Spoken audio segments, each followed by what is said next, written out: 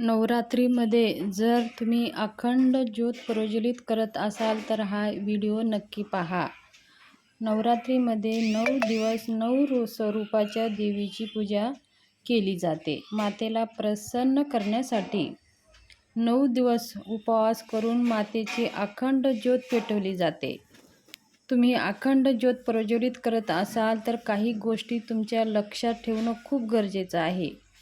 नवरात्रीमध्ये देवीच्या 9 रूपाच्या देवीची पूजा करून देवीला प्रसन्न करण्यासाठी घटस्थापना करून तसेच 9 दिवस अखंड ज्योत लावून म्हणजे न विझणारी ज्योत त्याला अखंड ज्योत म्हणतात. 9 दिवस ह्या अखंड ज्योतीला आपण 9 दिवस अखंड ज्योत प्रज्वलित करत असतो.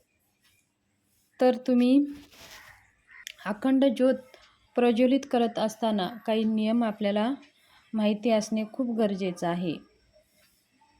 ज्योत पेटवत असाल तर लक्षात ठेवा, त्यासाठी ज्योत आपल्याला हाताचे 1.25 हात इतका मोठा आपल्याला धागा लागणार आहे. म्हणजे लाल कलरचा धागा घेऊ शकता किंवा तुम्ही कापसाची एक वात घेऊ शकता.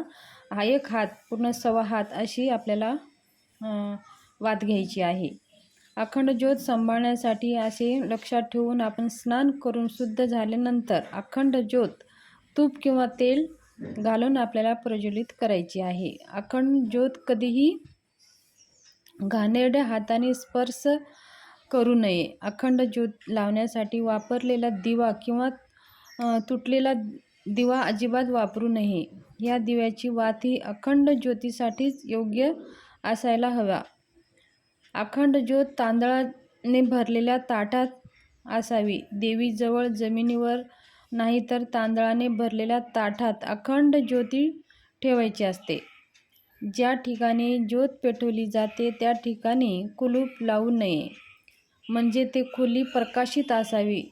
3-4 तास जळत राहील इतके तूप किंवा तेल घालत राहावे. अखंड ज्योत विझलेली नाही हे पुन्हा पुन्हा तपासावे.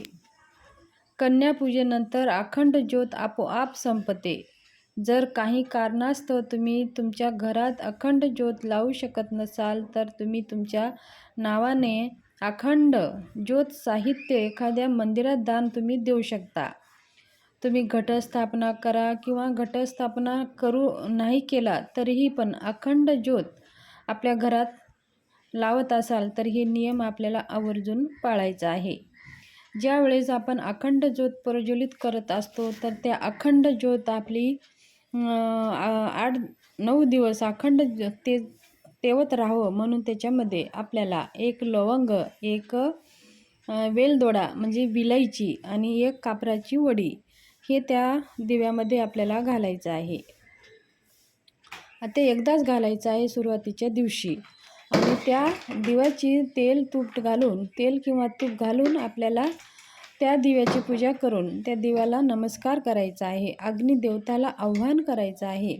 हे अग्निदेवता, दीपदेवता 9 दिवस मी तुमच्या आज 9 दिवस अखंड ज्योत प्रज्वलित करत आहे. तुम्ही अखंड माझ्या घरामध्ये वास राहा. हे अग्निदेवता तुम्ही माझ्या घरामध्ये जसं अंधार आहे, दीप लावल्यावर जसं उजेड होतं तसं माझ्या घरामध्ये उजेड करा. माझे जे अंधकार आहे ते दूर करा आणि माझ्या घरामध्ये तुमचा 9 दिवस विधीप्रमाणे तुमची पूजा करत आहे म्हणून नमस्कार करून शुभम करोति कल्याणम आरोग्य धनसंपदा शत्रुबुद्धी विनाशाय दीपज्योती नमस्तुते म्हणून दिव्याला नमस्कार करून पंचोपचार पूजा करून प्रज्वलित करून द्यायची आहे. जर समजा आता दिव्यामध्ये काजळी आली तर दिव्या कसं करावं, तर आपण हात न लावता हळूच आपण एक कांडी ठेवायची आहे. हात स्वच्छ वगैरे धुवून ती काजळी हळू सरकून काढून मग आपल्याला ते पुढे सरकून घ्यायची आहे. तर असं काजळी काढत असताना दिवा एखादी वेळेस विझून जातं. तर अशा वेळेस काय करायचं आहे, एक दुसरा दिवा घ्यायचा आहे. त्या दिव्यामध्ये तेल टाकायचं आहे. जो आपला अखंड प्रज्वलित दिवा आहे त्या दिव्यानं तो दुसरा दिवा पेटवून घ्यायचा आहे आणि मग आपल्याला ती काजळी काढायची आहे. समजा काजळी एखादी काढताना जर दिवा आपला शांत झाला तरीही आपल्या अखंड जो दुसरा दिवा असतो मग त्याचा दोष आपल्याला लागणार नाही.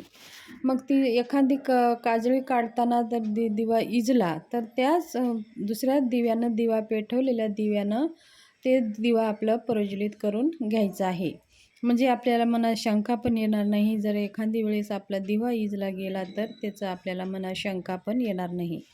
समजा काही कारणाने अचानक काही कारणाने समज एखाद्या वेळेस दिवा आपला शांत झाला तरी पण काही मनामध्ये शंका घ्यायचं नाही. मग लगेच आपल्याला प्रज्वलित करून घ्यायचे आहे. आई भगवतीला विनंती करायची आहे, काही माझ्याकडनं चूक भूल झाली असेल तर माफ करा देवा, आणि म्हणून आपण लगेच प्रज्वलित करून घ्यायचं आहे. असं काही अचानक काही हव्याने म्हणा, काही पशूने म्हणा, अचानक जरी दिवा शांत झाला तरी काही घाबरायसारखं काही नसतं. पण शांत होऊ नये ह्याची काळजी घ्यायची आहे. काळजी घेऊनसुद्धा एखादी कारणाने चुकून जर आपल्याकडनं झालं तरीही काही नाही, आपण देवीला क्षमा मागून घ्यायचं आहे. तर अखंड दिवा आपल्याला काजळी काढण्यासाठी दुसरं दिवा प्रज्वलित करायचं हे आता तुम्हाला सांगून दिलेलं आहे. तर 9 दिवस आपल्याला सकाळी उठल्या लगेच अंघोळ करूनच दिव्याला तेल टाकायचं आहे. असंच कोणत्या घाण हातानं आपल्याला दिव्याला स्पर्श करायचं नाही. आणि जो अखंड दिवा आपण लावत असतो तो एक अलगच दिवा असतो. तो मातीचा किंवा दगडाचा ते दिवा आपण अखंड दिव्यासाठी वापरत असतो. तो दिवा आपल्याला वापरायचा आहे. त्याच्यानंतर धुवून ते दिवा स्वच्छ ठेवायचा आहे आणि पुढच्या नवरात्रीमध्येच दिवा ते आपल्याला प्रज्वलित करायचं आहे. म्हणजे नवरात्रीमध्येच ते दिवा आपल्याला वापरायचा आहे. तर ह्या 9 दिवसामध्ये तुम्ही घटस्थापना करा किंवा करू नका, पण अखंड दिवा हे आवर्जून आपल्या घरामध्ये लावा. असा आपला एक दिवा लावायचा आहे. ते तांदूळ भरून त्या ताटामध्ये ठेवून आपण दिवा प्रज्वलित करायचा आहे. ही नवरात्री आई कुलदेवीचं सेवा करण्यासाठी, कुलदेवीची कृपा आशीर्वाद प्राप्त करण्यासाठी ह्या नवरात्रीमध्ये जास्तीत जास्त आपल्याला अखंड दिवा लावायचा आहे. त्याचबरोबर 9 दिवस 9 दुर्गा सप्तशतीचे पाठ करायचं आहे. त्याचबरोबर सिद्धकुंजिकाष्टकाचे रोज आपल्याला पाठ करायचे आहेत. त्याचबरोबर दुर्गादेवीचे मंत्र जप करायचे आहेत. श्रीयंत्रावर कुंकुमार्जन करायचं आहे. त्याचबरोबर श्रीसूक्ताचं पाठ करायचं आहे. ललिता सहस्त्रनामाचा पाठ करायचा आहे.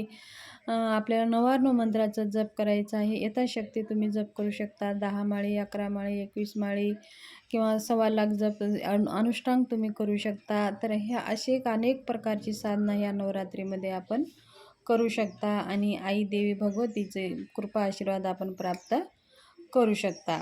नवरात्रीमध्ये जास्त देवी तत्व जागृत प्रमाणात असल्यामुळे या नवरात्रीमध्ये जी सेवा केलेली असते ती जास्त स्वरूपामध्ये आपल्याला फलदायक होत असते.